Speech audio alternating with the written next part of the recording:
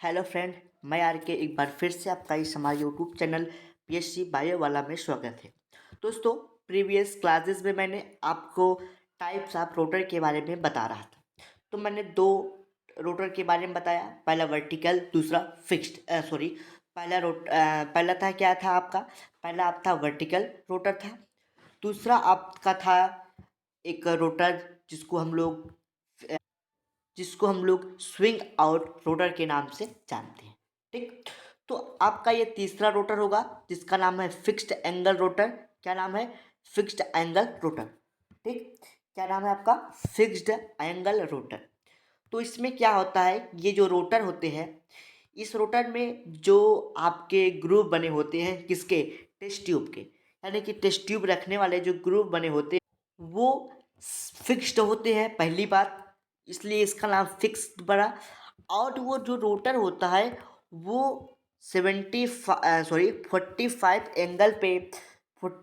Angle पे लगा हुआ होता है। कितनी एंगल पे? 45 एंगल पे, यानी कि 45 डिग्री पे वो आपका लगा होता है। ठीक, तो यही इसमें थोड़ी सी खासियत होती है, क्या यानी कि ये होल्डिंग करने में इस पर थोड़ी सी कठिनाई नहीं होती है, यानी कि इसको टेस्ट ट्यूब की। ठीक, और जो डेंसेंट पार्टिकल होते हैं सोल्यूशन में, उसको भी आराम से आप लोग सेपरेट कर सकते हैं। ठीक, और कुछ बातें होती है इसमें, क्या होते हैं ये जो होते हैं टेस्ट ट्यूब, क्या होते हैं ये थोड़े एक दूसरे से थोड़े से क्लोज में होते हैं। ठीक, और जो इसका क्या होता है, इससे आप बैक्ट डिफरेंट टाइप के ऑर्गेनिज्म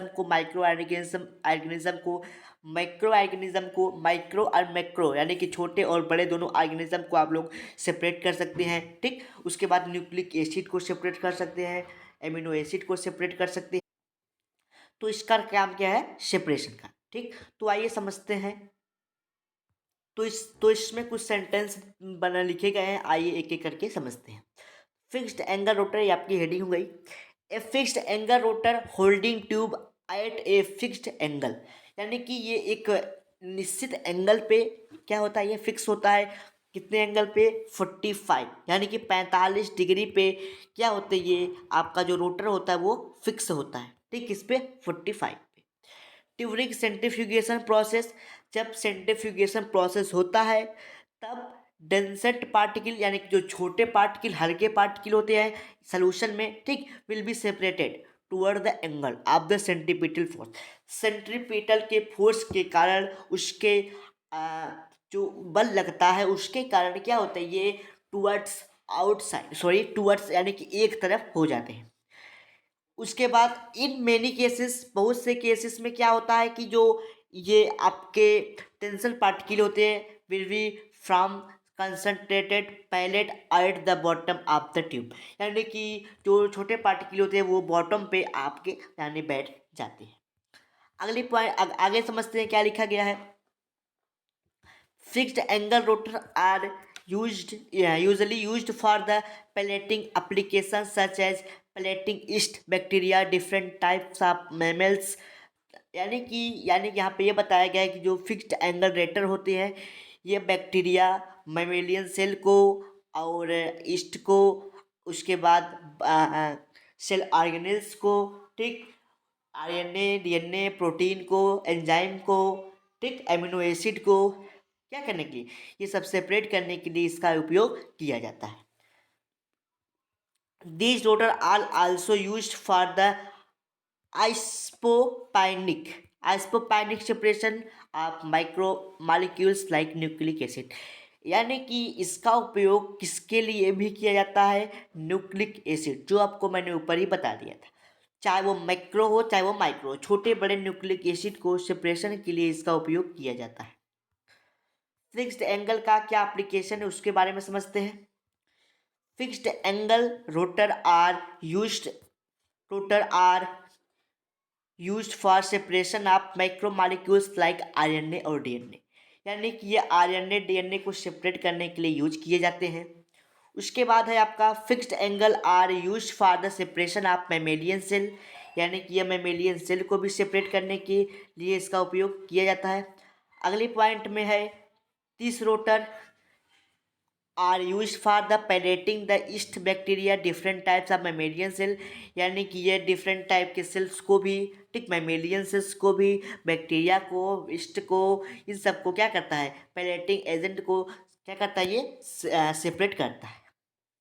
उसके बाद है आपका fixed angle rotor are widely used for the plating process of different living cell, यानी कि जो लिविंग सेल होता है उसको सेपरेट करने के लिए इसका उपयोग किया जाता है। ठीक, लिविंग सेल जैसे यूनिसेलुलर, मल्टीसेलुलर, ये सब सेल हो गए, तो हमारे आपकी बॉडी के सेल्स को एनालाइज करने के लिए, सेपरेट करने के लिए भी यूज किया जाता है। ठीक, तो ये जो आपको रोटर दिख रहा है इसमें आपको 45 डिग्री एंगल का इसमें बना होता है। ठीक, 45 डिग्री का एंगल, ठीक, इससे 45 का एंगल बना होता है, जिसपे ऐसे ऐसे करके यानी कि एक दूसरे से 45 डिग्री का एंगल बनाते हैं।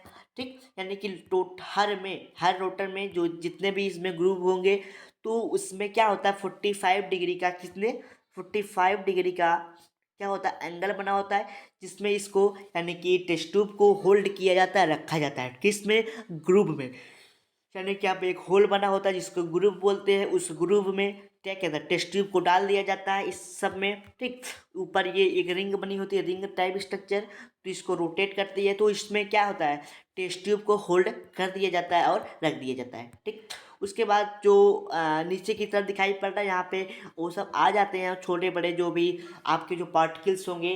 मान लीजिए कि अगर कोई बड़े साइज के टेस्ट ट्यूब है तो उसको भी आप यहाँ पे रख सकते हैं। ठीक, तो इसमें क्या होता है कि ये नीचे स्पेस बना होता है जिसमें बहुत सारे क्या होते हैं, ये सब आके इसमें फिट हो जाते हैं। ठीक, ये सब 45 डिग्री सेल्सियस एंगल का बनाते हैं। ठीक, इसी के आधार पर इसका नाम पड़ा फिक्स्ड एंगल। ठीक, तो ये आपकी छोटी सी टॉपिक थी जिसको मैंने आपको बता दिया फिक्स्ड एंगल क्या होता है। ठीक, अब अगले टॉपिक में हम लोग क्रोमेटोग्राफी के बारे में जानेंगे, यानी कि आपका जो चैप्टर था वो सेंट्रीफ्यूगेशन और क्रोमेटोग्राफी के नाम से था।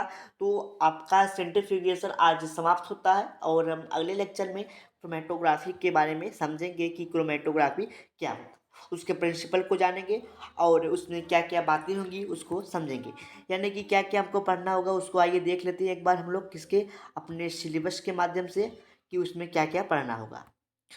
तो आपको उसमें यानी कि आपका ये 6 वाली यूनिट होगी, सेंट्रीफ्यूगेशन को ख़त्म कर दिया था, तो यहाँ तक आपका सेंट्रीफ्यूगेशन ही था, यहाँ तक आपका सेंट्रीफ्यूगेशन ही था। अब अगले वाले लेक्चर में हम लोग क्या करेंगे, क्रोमेटोग्राफ के बारे में पढ़ेंगे। ठीक, तो इसमें आपको लगभग क्या क्या पढ़ना है उसको समझ लेते हैं। इसमें आपको पढ़ना प्रिंसिपल पढ़ना है, उसके बाद टाइप्स ऑफ क्रोमेटोग्राफ को, यानी कि इसमें उसके प्रिंसिपल को जानना है, उसके बाद क्रोमेटोग्राफ को जानना है। ठीक, तो क्या क्या है आपका क्रोमेटोग्राफ में, पहला है पेपर क्रोमेटोग्राफ। ठीक, आयनो आयन चेंजेज है chromatograph, gel filtration chromatograph, HPLC chromatograph और एफिनिटी क्रोमेटोग्राफ, यानी कि लगभग आपको 1 2 3 4 5 6 लगभग 6 क्रोमेटोग्राफ को पढ़ना है। जिस प्रकार हम लोग 6 माइक्रोस्कोप के बारे में पढ़े थे, उसी प्रकार 6 क्रोमेटोग्राफ के बारे में आपको अभी जानना है। उसके बाद ये आपकी यूनिट क्या हो जाएगी, समाप्त हो जाएगी। फिर हम लोग स्पेक्ट्रोफोटोमेट्री यानी कि स्पेक्ट्रोफोटोमीटर के बारे में जानेंगे, बायोटेक्निकल के बारे में। फिर अगला जो यूनिट होगा वो आपका 8वां होगा, क्या होगा, मॉलिक्यूलर टेक्निक होगा। इस प्रकार से आपका ये सिलेबस क्या हो जाएगा, आधा ज़्यादा कंप्लीट हो जाएगा। चलिए मिलते हैं अगले लेक्चर में हम लोग क्रोमेटोग्राफ के साथ।